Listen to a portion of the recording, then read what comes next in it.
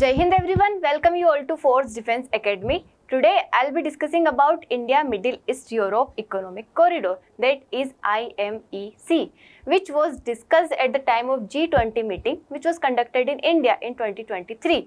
2023 में जो हमारे यहाँ G20 मीटिंग हुई थी उसके अंदर डिस्कशन हुआ था IMEC का कि हम ये बनाएंगे। अभी क्या है, क्यों बनाने की बात हुई है, इसका क्या सिग्निफिकेंस रहेगा, क्या फ़ायदा रहेगा हमारे इंडिया को और आसपास वाले देशों को, और इसके साथ साथ क्या चैलेंजेस है जिसकी वजह से ये अभी नहीं बन पाया है। तो हम देखेंगे कि इंडिया, जैसे नाम से पता चल रहा है, इंडिया मिडिल ईस्ट यूरोप, मतलब इंडिया से मिडिल ईस्ट को जोड़ेंगे फिर यूरोप को जोड़ेंगे, उसी का हम क्या बना रहे, इकोनॉमिक कॉरिडोर, मतलब एक रूट बना रहे, एक तरीके से कॉरिडोर बना रहे। तो इसका इस्टेब्लिश कब हुआ था? तो MOU साइन हुआ था India, European union, France, Germany, Italy, Saudi Arabia, UAE, US at the time of G20 summit 2023, मतलब जो कि हमारे देश में कंडक्ट करवाई गई थी, इंडिया में कंडक्ट हुई थी 2023 के टाइम पे। तो उस टाइम पे डिस्कशन हुआ था, MOU साइन हुआ था, किसके लिए? IMEC के लिए, कि IMEC बनाया जाएगा। क्या directly points to the official announcement and initial steps for IMEC।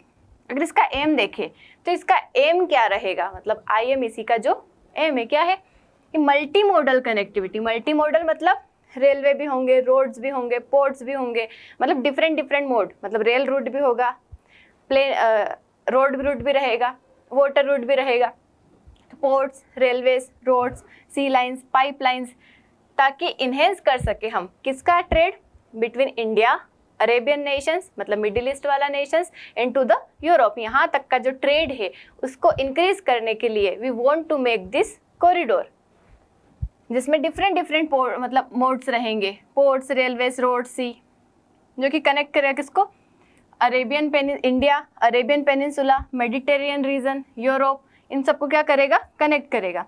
इस कॉरिडोर की अगर हम बात करें तो it is divided into 2 parts. पहला तो कैसा है कि इंडिया से, मतलब eastern corridor which connects India to the gulf nation और टू द मिडिल ईस्ट वाला नेशन, एंड नेक्स्ट है northern corridor which connects gulf to the Europe. देखो इसको अगर हम देखें तो this is IMEC, India middle east Europe economic corridor which connects India to the gulf nations और to the Arabian peninsula, and from Arabian peninsula to the Europe. तो this is all our Indian Middle east Europe economic corridor. India, middle east, Europe and this is economic corridor, जिसको अलग अलग root से, क्योंकि देखो यहाँ से यहाँ तक ये पोर्ट है, सी लाइन हो गई, उसके बाद इधर के साइड रोड या रेलवे होगा, फिर इधर सी लाइन होगी। तो इस तरीके से अलग अलग डिफरेंट मोड में हम क्या कर रहे हैं, इसको कनेक्ट कर रहे हैं। Now what will be the significance of IMEC for India? तो क्या होगा, first one is the strategic geopolitical influence. देखो, if you want to counter the China's belt and road initiative, China का बेल्ट एंड रोड इनिशिएटिव का काम क्या है, उसका भी काम यही है to make trade routes in the different regions of Asia and Europe, और अरे मतलब जो नीचे अफ्रीका वाला नेशन है यहाँ पे ट्रेड रूट बनाना। तो if you want to counter BRI then IMEC would be the best option, मतलब IMEC क्या हो सकता है, बेस्ट ऑप्शन हो सकता है, जो कि क्या करेगा, चाइना के BRI को काउंटर करेगा। Now strengthen ties with west Asia and Europe, मतलब इससे क्या होगा, इंडिया अपनी वेस्ट एशिया के साथ और यूरोप के साथ अच्छे से टाइज बना सकता है, जैसे कि UAE, Saudi Arabia, Israel, EU nations. Another would be trade and economic boost. देखो, trade, faster cheaper trade route, मतलब फास्ट भी होगा ट्रेड और सस्ता भी होगा, क्योंकि अगर हम अभी की बात करें तो देखो क्या होता है कि जैसे ये अभी मैं मैप लाना भूल गई हूँ, लेकिन ये जो हमारा अफ्रीका है यहाँ पे, ठीक है, इधर साइड अफ्रीका है, फिर इधर साइड इधर से यूरोप आ जाएगा, इधर पूरा वाला रीजन ये मिडिल ईस्ट वाला है, और इधर के साइड क्या है, हमारा इंडिया है। तो अभी जो ट्रेड होता है वो इन जनरल ये जो यहाँ पे सुएज कैनाल है वहाँ से ट्रेड होता है, यहाँ से पूरा ट्रेड कहाँ होता है, सुएज कैनाल से होता है। लेकिन सुएज कैनाल जो रेड सी से पास होती है, मतलब रेड सी से कनेक्टेड है, तो रेड सी में क्राइसिस चल रहा है, कई सारे क्राइसिस होते रहते हैं। उसके बाद सोमालिया के पायरेट्स है यहाँ पे, तो उस क्राइसिस की वजह से यहाँ पे ट्रेड रुक गया था कुछ टाइम से। तो हमें रिक्वायरमेंट है कि अगर ये वाला ट्रेड बंद हो जाता है यहाँ से, तो हम यहाँ से सामान कैसे पहुँचाएंगे, मतलब ट्रेड किस तरीके से करेंगे।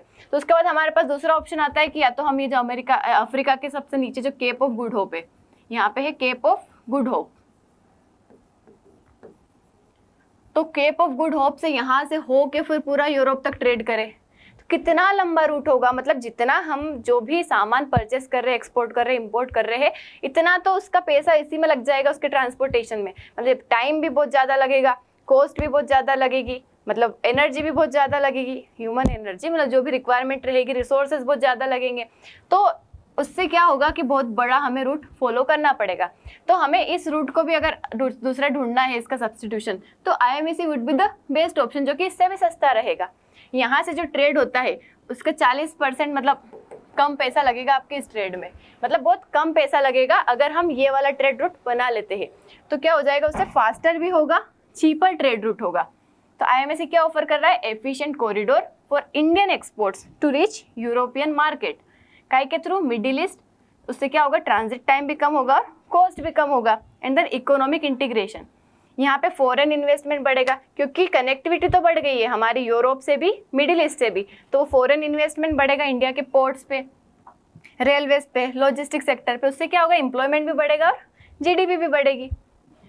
उसका एनर्जी सिक्योरिटी, देखो मिडिल ईस्ट वाला रीजन जहाँ पे एनर्जी भरपूर मात्रा में है, तो एनर्जी सिक्योरिटी रहेगी, मतलब हमारी कनेक्टिविटी गल्फ एनर्जी हब से हो जाएगी, जैसे सऊदी अरेबिया, UAE, मतलब कनेक्टिविटी बन जाएगी। तो हमारे को वहाँ से ऑयल लेना हो, न्यू मतलब गैस का ट्रांसपोर्टेशन करवाना हो, तो काफ़ी आसानी से हो जाएगा, क्योंकि ऑलरेडी रूट बना हुआ है। Facilitates better energy cooperation, specially in green hydrogen, natural gas, renewable energy, जो कि इंडिया का ट्रांजिशन टू क्लीन, मतलब हम चाहते हैं कि हम क्लीन एनर्जी पे ट्रांजिशन करें, तो इन देशों के साथ कनेक्टिविटी होगी तो हम उसको भी अच्छे से फुलफिलमेंट कर पाएंगे। Now the next one is digital infrastructure and technology. देखो हम डिजिटल कनेक्टिविटी की बात करते हैं, जैसे फाइबर ऑप्टिक केबल्स हो गई, तो वो कनेक्ट करेगी। फाइबर ऑप्टिकल केबल्स क्या होती है कि जो आपकी ये टावर के लिए, नेटवर्क के लिए लगाई जाती है, वो इंडिया को मिडिल ईस्ट से यूरोप को कनेक्ट करेगी। तो हमारा जो टेक्नोलॉजी वाली पार्टनरशिप है, साइबर कोऑपरेशन, उसमें क्या रहेगा, ये सब बेनिफिशियल रहेगा।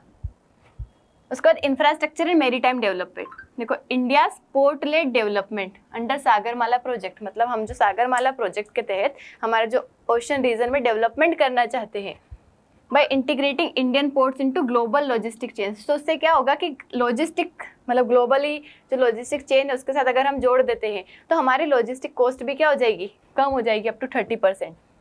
फिर मल्टीलेटरल कोऑपरेशन, इंडिया की इमेज कैसे बनेगी, as a responsible global player and vital link between global south and global north. क्योंकि इंडिया ने इनिशिएट किया है, इंडिया स्टार्ट कर रहा है इन चीज़ों को, तो इंडिया की इमेज बाकी जो हमारा ग्लोबल साउथ है उसमें एक बड़ी इमेज बनेगी, अच्छी इमेज बनेगी इंडिया की, और वो ग्लोबल साउथ को रिप्रेजेंट करेगा to connect the global north. मतलब ग्लोबल नॉर्थ मतलब जो डेवलप्ड इकोनॉमी से, जो मोस्टली जो नॉर्थ में है, तो और जनरली साउथ में क्या है, अंडर डेवलप्ड डेवलपिंग नेशन से, तो इसलिए हम उसे ग्लोबल साउथ और ग्लोबल नॉर्थ कहते हैं। तो इंडिया अच्छे एक मतलब एक ग्लोबल प्लेयर की तरह एमर्ज होगा और वो कनेक्ट करेगा साउथ टू ग्लोबल नॉर्थ को।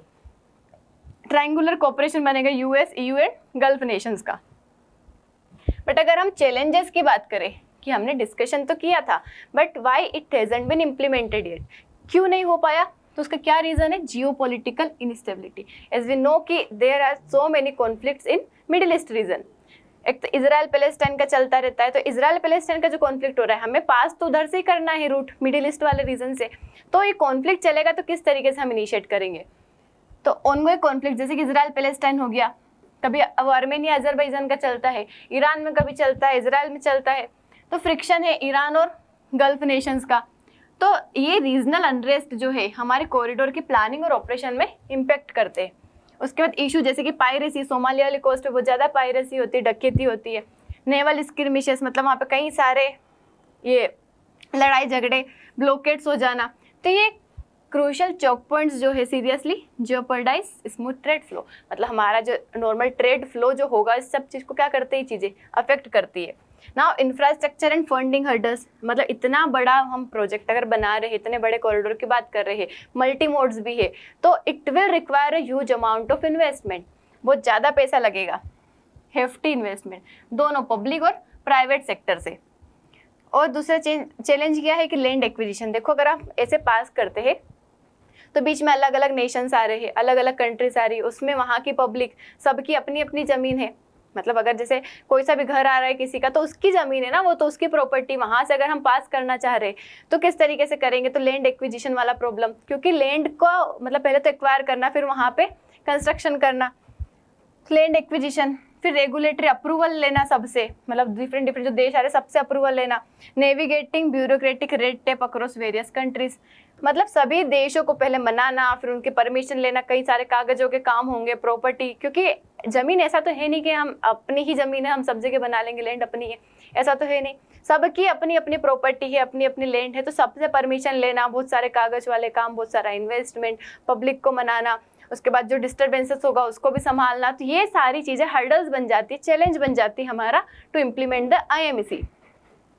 उसके बाद मल्टीनेशनल कोऑर्डिनेशन, देखो कई सारे बड़े बड़े नेशंस को साथ में लाएगा, India, UAE, Saudi Arabia, Jordan, Israel, EU countries, तो सबकी अपनी अपनी प्रायोरिटी से, सबके अपनी अपनी पॉलिसी से, सबका अपना अपना पॉलिटिकल लैंडस्केप है, तो उन चीज़ों को ध्यान में रखते हुए हमें उसको इम्प्लीमेंट करवाना है, क्योंकि वो अपनी प्रायोरिटीज़ थोड़ी ना भूलेंगे। हम बनाना चाहते हैं IMEC, तो उनकी जो प्रायोरिटीज़ होगी पहले उनको ध्यान दिया जाएगा, उसके बाद इस पे फोकस करेंगे। वो तो सबको मनाना कि हमें ये बनाना है, ये भी एक तरीके का चैलेंज है हमारे लिए।